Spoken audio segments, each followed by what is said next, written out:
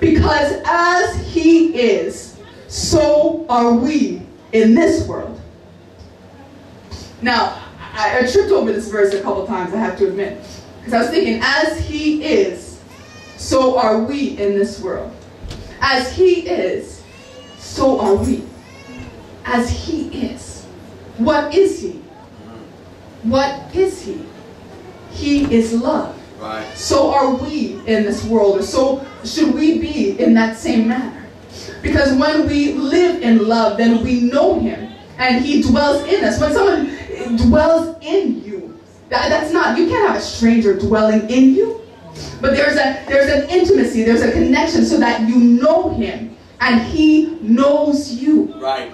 And it brought to my mind that verse that says that on the day of judgment, when so many will stand before the Lord and say, Lord, we did all these great works in your name. In your name. He said, depart from me, for I never knew you. In other words, this love was not dwelling in you. You were doing all these things, and all the things that we read in 1 Corinthians chapter 13, you were doing all the things. But I was not in you, for you were not living in love, and that love was not in you. That's right. Herein is love made perfect, that we may have boldness. In other words, that we can stand on that day without a shadow of doubt, without confusion, without any misgiving, because in that day of judgment, we will know him. See, church, the whole purpose of this walk is not to make it to heaven, not to make it to some final destination, but it is to know him. That is the sum total of the whole thing, is to know him. For that when we know him and he dwells in us and we in him, there's no confusion. There's no like, do I know you? I know we've talked a few times, but do I really know you? You look familiar to me. There's no confusion when you're dwelling in love and love is in you. There is no confusion as to who you belong to. There's no confusion as to who you belong to and who is in you. When we are living that example, when we are living Christ and we're living in love, there is no confusion as to who we are. Right. We were talking about something profound in prayer on Friday. We were talking about Herod and how when Jesus Christ came on the scene and did great miracles and did great works, he said, surely this is John the Baptist. Why? Because Herod knew John the Baptist. He had an encounter with him because John preached to him. He delivered the word to him, and he had John the Baptist's head cut off. But yet when Jesus came on the scene, people were saying, oh, it's Elias, it's another prophet. But Herod said, no, I know that that's John. I know that that's John. Because I've heard it's the same actions, it's the same demeanor, it's that same message, it's the same person. I know, because yes, it's the same spirit. So there was no confusion in Herod's mind as to who. Maybe he got the outward. See, sometimes we see the outward container and we're so fixated on the outward. But he knew that spirit that was in Jesus Christ. He already had an encounter with him. He already knew who that was. And when Jesus Christ, the Bible never said that Jesus Christ came and spoke to Herod. But when he heard what was done, he heard about the great exploits that were done. He heard the message. He said, it's got to be John. I know that that's John. I know you can tell me whatever you want to tell me, but I know that that's John.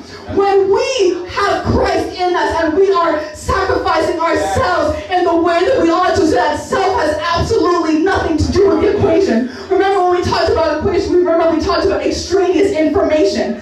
Your flesh is extraneous information. Our flesh has nothing to do with the equation. It has nothing to do with the equation because you can cancel out and God is still love. You can cancel out the flesh and God is still who he is. And all we are is a container to be able to deliver that love. All we are the visible hands and feet to be able to cover. We had the great demonstration where they'll cover. You cover someone's sins. You cover someone with love. All we are the hands and feet to be able to demonstrate that great love that is God. Stand with me this morning. But when we let self get in the way, when flesh interferes with the equation, we get the wrong answer.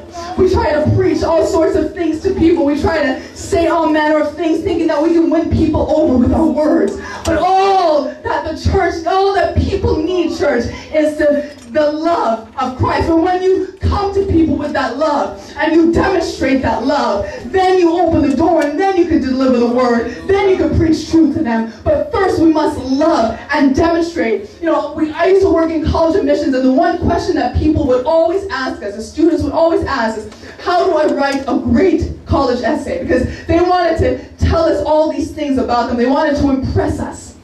And the one thing my colleague would always say is, show me, don't tell me.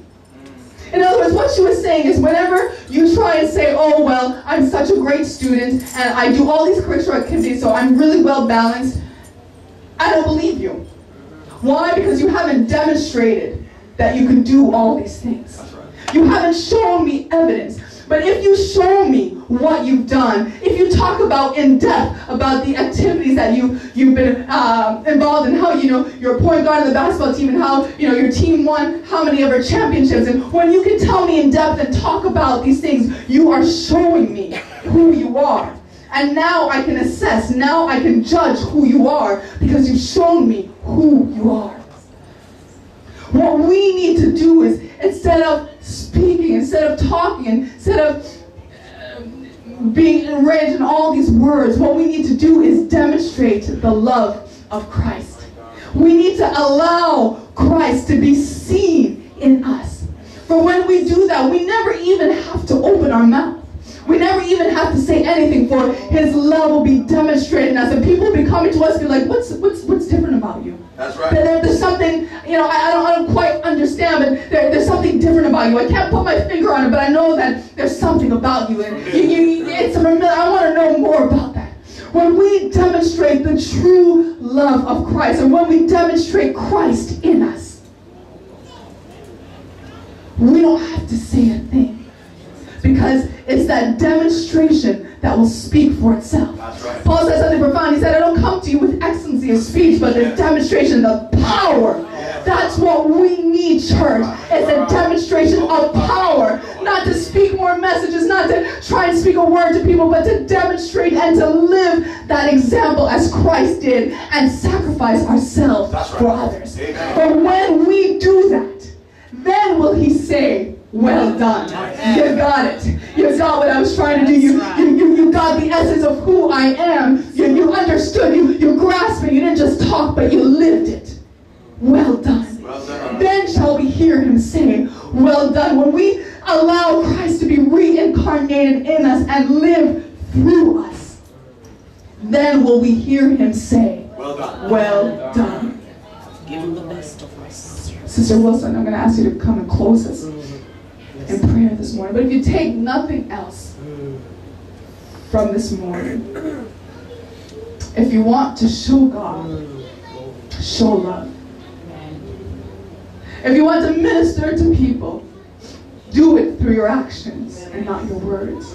Love people not in action, not in words, but in deed. And in that shall Christ be perfected in us.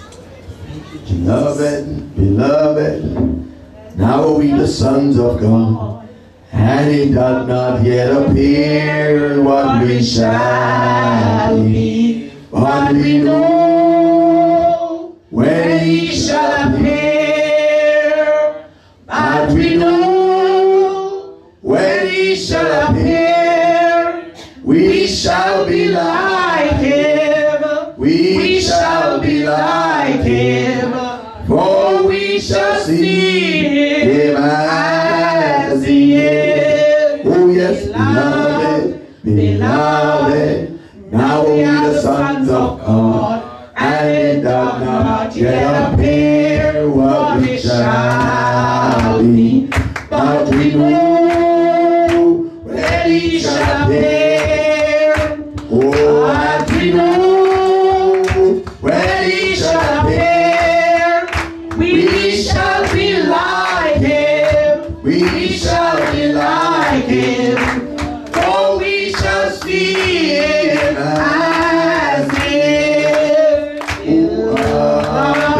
Beloved, now we the sons of God, and it doth not yet appear what we shall be, but we know when he shall appear.